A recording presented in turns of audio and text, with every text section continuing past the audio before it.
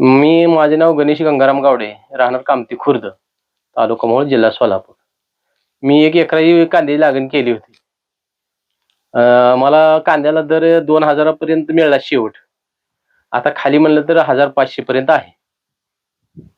किती खर्च लागवड खर्च माझा 50,000 रुपये आलाय, पण मला मी तोट्यात आहे सध्या आता कांद्याच्या बाबतीत. किती एकर रोज आहे? 1 एकर कांदा लागण केली होती. त्याला रोजगार, खात, खुरपणं, फवारण्या हे टोटल माझा 50,000 ते 60,000 रुपये खर्च झाला एकरी. रोप विकत घेतलं होतं मी. आणि आता मला माझे किती 20,000 रुपये झालेत फक्त. किती एकर होते? 1 एकर क्षेत्र लावलं होतं आपण.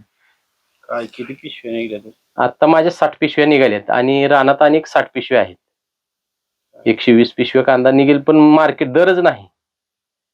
हे सरकारचं असं आयात निर्यातीत सगळं शेतकऱ्यात हे आहे ना. काय काय ठरवलं होतं कांदा निघल्यावर करायचं? कांदा निघल्यावर अपेक्षा होती भरपूर, पण काय करता आता कांद्याचं रोजगार द्यायला पैसे नाहीत अशी परिस्थिती झाली. त्या रोजगार सुद्धा निघेना कांद्याचा.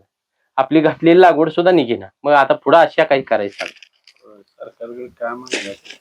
सरकारकडे काय हमी भाव मिळावा कांद्याला.